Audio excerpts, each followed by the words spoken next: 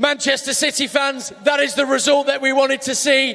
First half finishes Manchester City 2, Wolves 0! And a big hello to all Manchester City fans at the Etihad Stadium. We are live in Shenzhen in China. I'm delighted to say I'm alongside club legends Scott Carson and Nedum Onuoha. Nedum, we wanted an early goal. We got an early goal. What have you made of that first half? I think overall it's been good.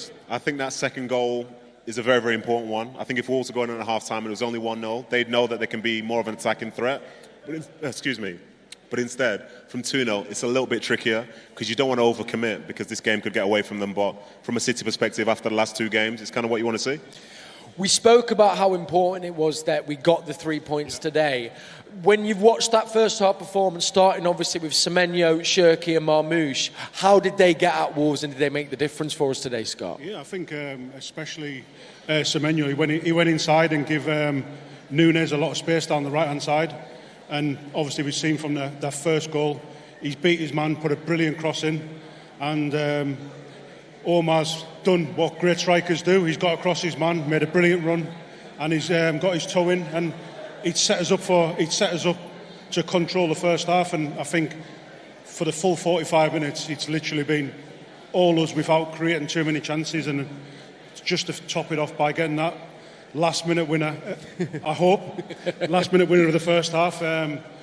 It just capped off a dominant first half. It's exactly what we wanted to see. Let's mention the new boy. He's making his Manchester City debut. What was your assessment of his first 45 minutes? Looked very composed, Mark Gay. Yeah, very, very composed. I think he's playing how we've seen him play for Crystal Palace and how he's ended up getting into that England side and how he's a great signing to come in January as well. I think the fact that he's come in and he has the experience of the Premier League, he's ready for the challenge. You know, he's played against Wolves and so many of these other sides before, so he's been supremely composed, trying to learn how, say, this City side play.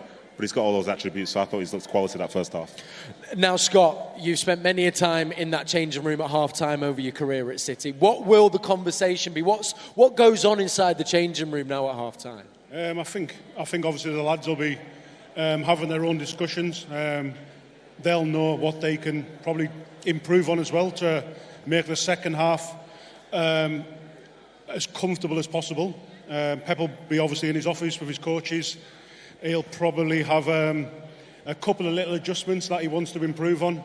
But no, I think everyone in that dressing room is obviously going to be positive, which is what we all wanted before the game, and we're standing in our half time and we've got to be happy with how that first half went. Yeah, we really do, especially on that run of results. Clean sheet as well so far. I guess if you're a Wolves fan, and to those in the Etihad, I am sorry I'm about to mention this, but you look to our bench, the power that we can bring on, Erling Haaland, Phil Foden, Jeremy Doku, feels like there could be a few more goals in it, fingers crossed, Nedum. Yeah, there's potential for it, but I think this is a Wolves side that will continue to fight. I think we've seen that in recent weeks from them, and even though it's likely they will be in the Championship next year, City, just because City win is not because it's been easy.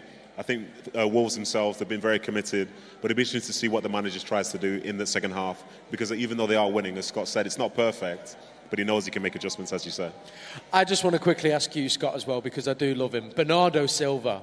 I mean, I always feel like he pops up everywhere, but he seems to be really stepping into the role as captain, but he really does make us tick. How impressed have you been with him as captain this season? No, I've always been impressed with Bernardo. He's one of them players that leads by example.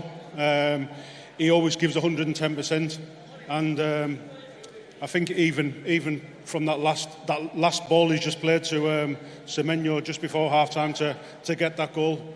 No, he's obviously coming of the age where he knows that he's one of the most experienced players in that dressing room, and he has to show that experience as being a leader, and he's been a leader this season. He has indeed. Well, listen, from us here in Shenzhen, it is great to be linking up with Manchester City fans back in Manchester. We are going to be enjoying the second half. Let's hope there's more goals. Let's hope that there's a clean sheet. And from us all here in Shenzhen, come on, City! Come on, City!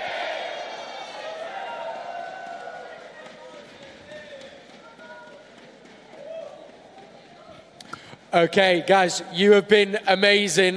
We are now going to do some prize draws, so please give a very warm welcome. We're going to bring Lou back onto the stage. Hello，各位位现场的球迷朋友们，是谁半场2-0领先了？好的，非常感谢啊！因为上半场比赛我们也感受到大家的热情，然后今天中场又到了我们大家最喜欢的现场的抽奖环节。接下来呢，我们会邀请我们的2位民宿在现场抽取啊，我们奖箱已经在这里准备好了。另外呢，大家进场的时候是不是每个人都拿到了一张有号码的奖券？啊，赶紧把你们的奖券掏出来，因为我们看到我们现场奖品非常丰厚。我简单为大家介绍一下，首先呢是一份来自于我们的合作伙伴剑南春的冠军酒，非常具有纪念意义。另外呢，还有我们的合作伙伴 CP Company 给我们提供的2组礼物。另外呢，还有2件签名球衣。OK， 签名球衣是谁？我先按下不表。抽中的我只能说我非常羡慕，所以接下来就快速进入到我们的抽奖环节。我们会先请我们的民宿抽出我们剑南春的冠军酒。OK, for the first one, Nedum, please. Wow.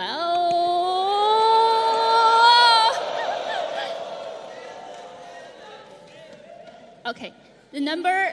我们看到啊。372有没有？372号有没有？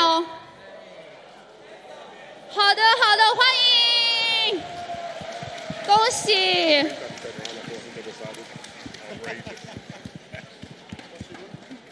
This one, yeah. Okay. Oh, a little bit heavy. Okay. 哦，恭喜我们这位，恭喜。然后呢 ，Scott 也是把这份礼物送给他，恭喜，把掌声给到。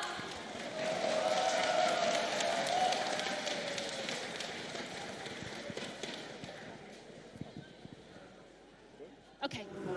Hello and welcome back to Manchester, half-time Manchester City. 2 goals to the good, myself and Joleon Lescott here to dissect what was a successful first half.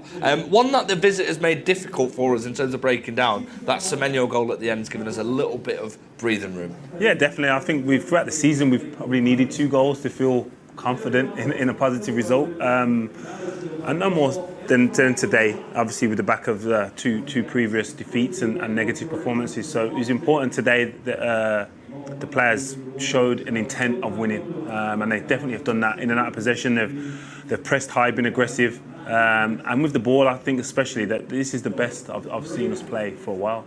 Yeah, they seem like a lot of possession, very comfortable as well. Let's take it back then to the first goal, because a man who we're so grateful to see back into the starting lineup, it's great to see him recovered from his illness. Mateus Nunes has put in a fantastic ball for Omar Marmoush, a striker's dream. Yeah, and it's probably not something that we've seen often. Fullbacks getting down the outside and just crossing it, especially with Erling in the team. And yeah, Marmoush was in the box, and I think that started off he was out wide left, and then Shirky was in the middle, and Semenyo was right. So again, there's been a lot of rotation, but a great ball in the box and a great finish. To be fair, like I think the defender hasn't seen or anticipated Marmoush coming around the back, and it's a great finish. And of course, Semenyo as well, another great finish for him, but more so the touch as well, to take it away from the defender and then have the composure. Yeah, I think if the touch isn't as clean as it was, I don't think there's an opportunity to score. And we had a perfect view here. I think as soon as he takes that touch, you see where he wants to pull it. But yeah, again, in the build-up to that goal, the play was so crisp and sharp, and it was like City of old. It kind of looked like we're going to pass forward with a purpose, and they did that, and yeah, it was a great finish. There is one moment of controversy, and we want to speak to you about. As a defender, which side are you on? I mean, the referee making his Premier League debut, the referee, by the way, very, very brave to make that decision. You rarely see it with VAR. Yeah. And to be quite honest with you, his wording was the arm was in a natural position, which you could argue for. Yeah, I would say it is in a natural position. Like I said, I'm pleased that he got the decision right off his own opinion rather than being told to change it. But again, that to most people, when you look at that still shot, that isn't a natural position of anyone's. But it is when you're doing what he's doing. Because Marmoush is going at the pace. And he's not even Marmoush. Take Marmoush away. If the defender is running as fast as he can, now he needs to change direction. Yeah. So hence why his leg is up there. Because you could say his leg's not in a natural position. But for what he needs to do next is turn around and anticipate another bit of skill. His arms have to become wider than his body. It's like when we see players jump. No one jumps with their arms like that. You have to jump to get momentum and to keep your balance. And so for me, that is a natural position. And also, it didn't affect the outcome. You still got a shot off. So I felt it would have been harsh if we're letting players shoot now. Oh, you don't score, so now it's a penalty. We'll have a look for a penalty, yeah, for sure. I mean, we should commend as well the bravery of the officials. Definitely. Premier League, we rarely see referees going to the monitor and going against what's happening. Oh, well, in the VAR. He didn't give it, so just the fact that he went to the monitor and stayed firm in what he thought he saw, he did see. So obviously you normally see decisions for the attacking team when they go to the monitor. That wasn't the case, so I was pleased that he kept his decision because he obviously saw the situation and thought I was right. Yeah, absolutely. And of course, like you said, it's not really affected much of that move. He's taking his shot on. We're 2-0 up at half-time as it goes right now. From a Manchester City perspective, they'll be confident to try and add a few more goals potentially. I don't know if there's a need to though. Like I think, Man City of old, and I mean old as in recent weeks, but in this current Man City team that are performing, just be more cautious. Like, don't be as offensive. Granted, Pep does what he does and he's created a team and a style that is so expansive, but try to just operate now where you're not giving Wolves a sniff at your goal, regardless of if you keep a clean sheet or you score any more. Just go, no, we're not conceding any chances, and that would be a positive for me. And of course, with the midweek massive fixture against Galatasaray coming up, any need to bring Erling Haaland on, or do you think he will come on in the second half? I think he will, basically because it'd be around. Normally, when you rest players, you then give them 20 to 30 minutes because it's classed as a training session, because of the duration of time, rather than just giving him a day off. So, because then he has to train to a level tomorrow that doesn't warrant the day off. Do you know what I mean? So, I anticipate players coming on for that reason, but it wouldn't surprise me if he sits down and says, you know what, you are not getting on this pitch. That was Coach Joleon speaking there about days off and training sessions. OK, so we're looking at the second half then, from a Wolves perspective as well. Like we said, I mean, the score's 2-0. I mean, from a Wolves perspective, I think if we'd have played this Wolves side maybe a couple of months ago, it could have been a lot worse than 2-0. They've actually managed the game quite well. Yeah, definitely. Again, they would have anticipated what's coming. A lot of pressure, a lot of possession for Man City, and they've weathered that storm.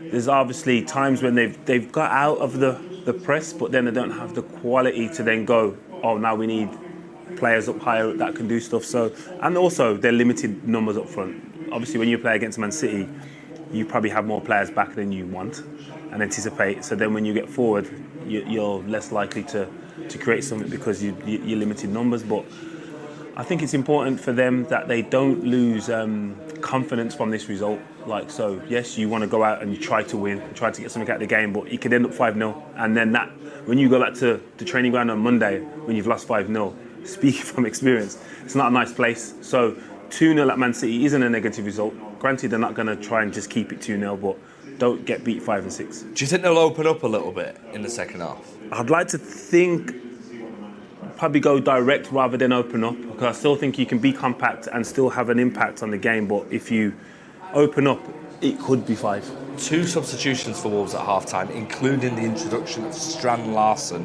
very highly rated forward player. We'll go back to commentary soon and we'll see who he's coming on for, but I mean, I'm guessing it's Hwang, no? Or unless Hwang goes wide, but again, he's a centre forward that can, 1, hold up the ball, and 2, if you do get a chance, he's comfortable in front of goal. Yeah, we are about to see our players coming out for the second half. Finally, one last thing before we head back. Mark Gay, perfect start for him in the Manchester City shirt. Comfortable start, comfortable. Not surprised though.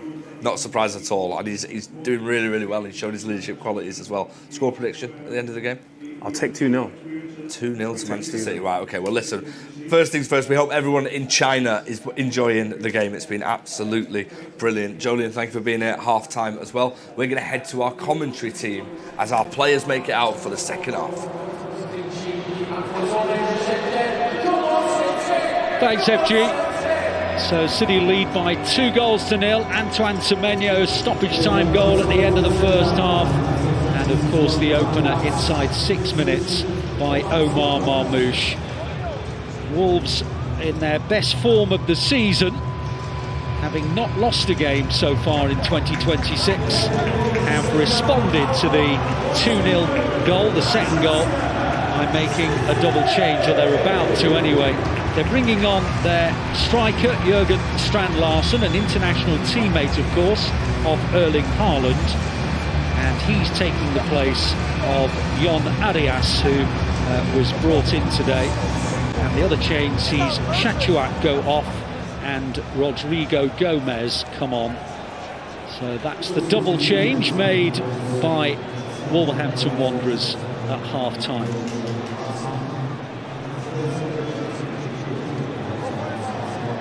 Well, it's going to be City that will get things underway.